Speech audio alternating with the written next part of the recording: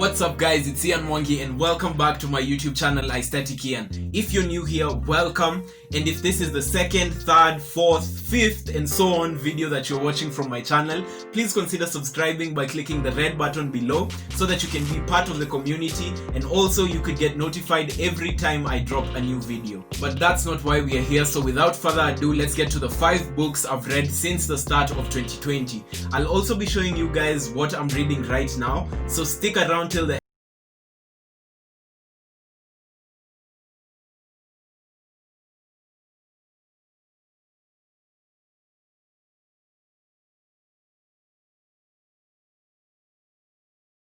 disclaimer before we get to this video. I am a pretty standard reader, so my speed is pretty standard. So I've read these 5 books. I'll do this in a 5-step format that goes from title.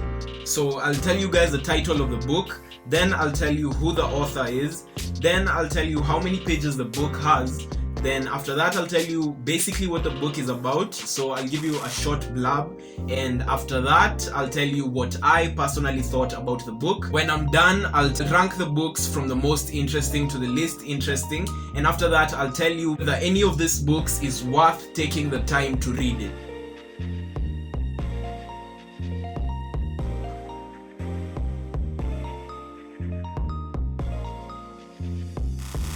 In Fairy Godmother, we are introduced to our protagonist, whose name is Elena Clovis.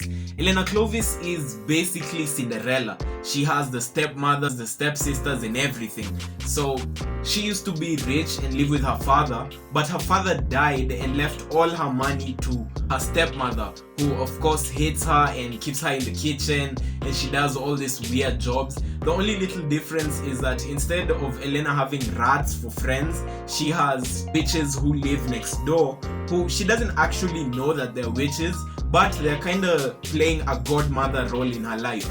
But we get to a point and stepsisters and the stepmother leave because they're running away from some mounting debt that is threatening their livelihood. So they run away and leave Elena in the big house alone. But they take everything in the house and strip it empty and go and pawn those things so that they can live their lavish lifestyle. Elena remains at home alone. She goes and consoles her 2 friends who are her neighbors, and she decides to go and look for a job. So she goes and she meets a fairy godmother and she goes to work for her. She later becomes a fairy godmother herself by first becoming an apprentice and living in a living house which grows and breathes and listens, which is completely weird, but I mean, it's interesting. Later she also has to deal with arrogant princes and she has to set up quests, and in the end there's a large battle. So you know, all the best things about fantasy, romance. So let's move on to the next book. The second book I read this year was this. It was On Fire When I Lay Down on It by Robert Fulghum. The full book has 218 pages, and I think I read this in like 2-3 weeks. It Was On Fire When I Lay Down on It is a book about life in general, and mostly about how the writer Robert was looking for the meaning of life and how we should change our outlook, instead of looking for the meaning of life, to look for the meaning in life. So he talks about certain experiences and the quality of those experiences in our life in general. So he tells us about things that he's gone through and also different stories. So there's this one actual story that I really liked about the guy who wrote the song Jingle Bells. Apparently this dude was never good at any other job. He did all these other different jobs and he always found a way to get fired. He did a lot of jobs. And by the time he was dying, he thought that he was a failure. So he died a failure in his eyes. But he did make the song Jingle Bells, which is a song that we sing every time during the Christmas period. Maybe even during times that are not the Christmas period. So what I thought about this book, this has to be the best state of life book that I've read. It's like a self-help book, but it doesn't feel like it. It feels like he's just telling you stories. And by listening to the stories, you kind of learn something in the end. It's a really feel-good book. This is the kind of book that makes you feel really nice inside when you read it. I would definitely recommend this book. If you're looking for a good self-help book and you don't want it to be tips on how to change your life and all that structured stuff, this is a very good book to read. So next, I moved on to a big one. I decided to go for the biggest book I actually had. This book is called Bright Shiny Morning. It's by James Frey, and the full book is 501 pages. At first, when I started this book, I didn't think it would be interesting. I just thought it was a really huge book with lame stories, but I decided to get into it. I decided to start reading it. So this book is about LA and San Francisco. So I guess the East Coast. Is that the East Coast or the West Coast? Comment down in the comments below if that's the East or the West Coast. So the book is full of different stories. So it's kind of short stories from perspectives, different people, and all the stories are contained in this one big book. And from chapter to chapter, we listen to different stories. So maybe we talk about one story, but in the next chapter it's a different story.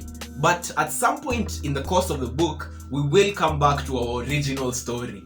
And I found that was a very interesting way to tell stories. I thought every time I was reading one specific story that I really liked, and there was one story that was kind of boring, I had to go really fast through the boring one because I really wanted to get to the interesting stories. Inside this book, there actually are very good stories. If you like drama, action, it actually contains a lot of different topics.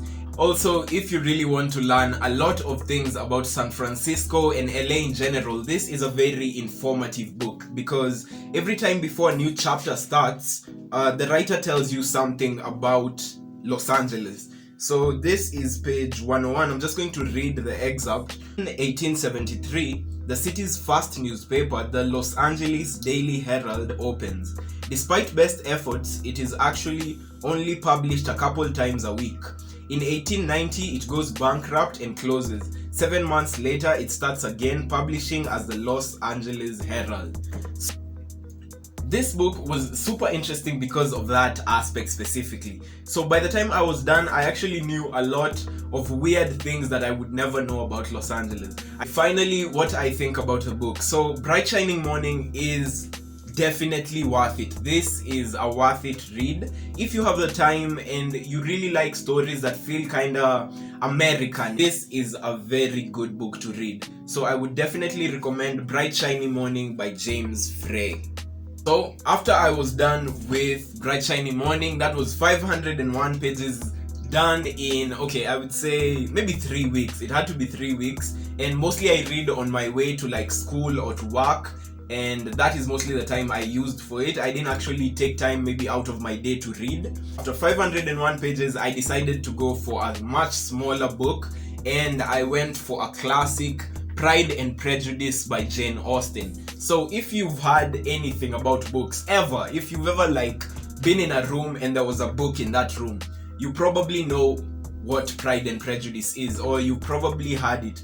It is contained in a lot of pop culture references. It's one of the books that have shaped literature for the 21st century. It's by Jane Austen, who is an amazing writer. The full book was 284 pages, which was actually super refreshing after the 501 pages. The book is set in Victorian England. So in Victorian England, there's a family called the Bennets. And the Bennets are our protagonist in a sense. So we view the story from the perspective of the Bennet. And in the family, the Bennets, there is the father, their mom, Mrs. Bennet, and they have 5 daughters.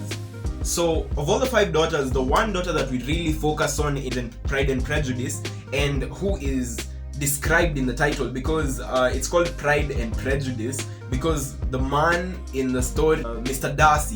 Darcy is very proud, and the Bennet girl, Lizzie Bennet, is prejudiced. So we go in deeper into our protagonist, who is now Lizzie, and we see a story of romance and formal, rigid ways of courting in the Victorian era.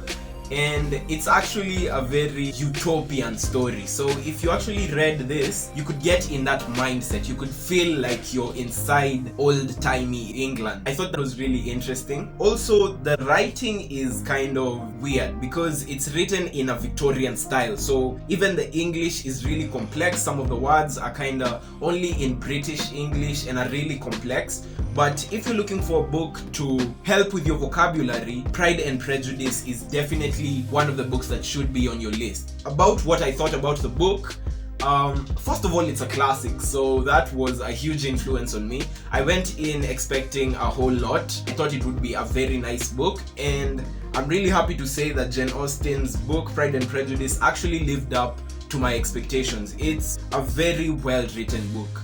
If nothing else, it is a very well written book, and the story is really rich, and it actually takes you around the place. So it takes you around their home and it takes you around England, which is always fun because I like to move around different places. I would actually recommend Pride and Prejudice by Jane Austen. Finally, we are at the last book that I have read in 2020, The Da Vinci Code by Dan Brown. So this was a gift I actually got from my mom during my graduation last year. So going into The Da Vinci Code, I also had equally high expectations for the book. I've heard a lot about it. I've been told to read it since forever. I think the first time somebody recommended this book, I was still in high school. So I sat down and decided to read it, all 604 pages. And this is the best book that I've read so far. So what the story is about is there is our main character, our protagonist, whose name is Robert Langdon. The story starts out in his hotel room at the Ritz in France when he's called in by the chief of Paris police because there has been a murder at the Louvre. If you're an art lover, you definitely know what the Muse de Louvre is. So he's called into the Louvre because there's been a murder. And the person who's been murdered is the head keeper of the Louvre, and his name is Sauntier. So Sauntier has been murdered, and they find his body in a very awkward position. So Robert Langdon is brought in because he is a cryptography expert. What that means is he studies signs. So he goes in, and because there's a lot of signs and imagery that is on the body, they decide to call in Robert Langdon to come in and give his expert opinion of what he thinks happened. Robert goes and meets a policeman outside his hotel and is driven to the Louvre. The place they actually go to is in the middle of the hall of the Louvre, and Sauntier is there on the floor, and the man is completely naked, which is already weird and super mysterious. But I won't go on. What I'm going to say is I'll just give you tidbits of the story. So after that, he joins up with Sophie Neveu, the granddaughter of Sauntier, and they go together into this great goose chase all over England where they run from different people. They have to deal with the Catholic Church, which has sent assassins after them who are trying to kill them and to get something that they have. I won't tell you what that thing is. You'll have to read the book. So basically, it's a super mysterious book. You will not be disappointed. If you like mystery, this is the book. If you get time out of your day, if there's any other book that you would want to read, that's cool, but make sure to read this one. I think it's already obvious what I think about this book. This is the best book I have read in 2020. If you have the time, if you have the money, make sure you read Dan Brown's The Da Vinci Code. So finally, I'm going to rank the books from number 1 all the way down to number 5, which is the least favorite, but still a favorite because most of these books were actually really good. I'll start at the bottom, start with the last book, The Fairy Godmother. Not because it's not a good book, but I guess because I read it a while back and the story itself was not as touching as the other ones, so every other book made me feel like some type of way. But The Fairy Godmother is definitely a good book and I do recommend it, but it comes at number 5. At number 4, I would say, even though that it's a classic and I know I've talked a lot about how good it is, Pride and Prejudice would come 4th because there has to be a 4th, simply for that reason. Number 3 for me would be Bright Shiny Morning. I would definitely recommend it. James Frey is an amazing writer. At number 2, I would give it It Was on Fire When I Lay Down on It, just because of the vibe of the book. I really loved reading this book. I'm actually thinking about rereading this book soon. That would be my number 2. And finally, The Da Vinci Code by Dan Brown. If you haven't read this book, please do yourself a favor and look for this book and read it. So that's my whole list of all the books I've read in 2020. Now what I'm going to do is I'm going to give you a surprise book. This is what I'm reading right now. Hit me in my comments and tell me what you guys are reading. What I am reading right now is this book, The Subtle Art of Not Giving a by Mark Manson. I've been reading this book for a minute. I've read this for maybe a week now, a week and a half. And I have to say, at first, I was on the fence about it. Right now, I'm on page 118. And what's cool about this, I actually got this from a friend of mine. Bobo, if you're watching this, thank you so much for lending me the book. Something really interesting about this book is that it's a first edition. So, okay, I'm going to show you guys. Okay, right there. If you can see that, that says first edition. So this is actually one of the first copies that were made. This is a self-help book, but a super weird self-help book. Going into this, I kind of had a mindset. I knew what he was going to talk about. I thought it'd be just a lot of cussing, maybe just a book that's just clickbait, you know, because of the title. I really thought it would be clickbait, but I have to say that this is a really nice book. If you want a self-help book that gives you a kind of weird outlook, because he calls it The Subtle Art of Not Giving a Dash, a counterintuitive approach to living a good life. So this is actually a mad book. Mark Manson's philosophy is, if you want good things to happen to you, you should do the opposite. A good way to put it is, Mark Manson talks about how in life you give way too many dashes. So if you give way too many dashes, you end up caring about a lot of stuff that you really shouldn't take time off to care about. So what Mark Manson says is that, not that you should not care about anything, he says that you should really pick the things that you care about. So just pick the things that are important to you, and after you've picked those things, try and use those as the values and the morals to guide you throughout your life. So I'm not yet done with the book, but so far it's a very good read. If you get a first edition and there's two of them, you have to contact me. You have to hit me up. You hit me up in the comments and tell me you found two, and I'll buy the other one from you, because I have to get one of my own. I have the ebook on my phone, which I got from a page on Instagram. I'll actually link that down below so you guys can also check that out. But this is a super good book, so you guys read this if you have the time. When I'm done with this, I'll probably do another video at another time in 2020 to show you all the other books I'll have read by that time. Also on my phone, I have an ebook I'm reading, which is His Dark Materials. His Dark Materials has been converted into a series, which is actually really nice. If you want the book, you can get it online, which is also a really nice book. Very good fantasy, very good mystery. If you like adventure, that is the book for you. Finally, thank you guys so much for tuning in for this video and watching it. If you like this video, click that like button below and share this video. If you do share it on Instagram, make sure to tag me. My handle is right here. Also, hit me up in the comments with what books you have been reading, and also some good suggestions that you think I should read and that other subscribers and people reading the comment section should check out. Also, hit me up in the comments below and tell me what video ideas, what video topics you would like me to cover. I will definitely make sure I look at those. I always read all my comments, and I'll definitely give you a love on your comment and a like, and also reply to any comment that I get on this video. Okay, I really actually want to thank the people who participated in the poll on my Instagram story. That was really nice of you guys. There were 31 people who actually voted. 11 votes were for this video, and there were 20 votes for the grooming video, which is what I'm shooting immediately after I'm done with this. So thank you guys so much for participating. I really like the energy. You guys are awesome. Finally, if you like this video and you would like to see more content from my channel, make sure you click that red subscribe button below and turn on post notifications to get notified every single time I publish a new video. Thank you guys for watching, and until next time, au revoir.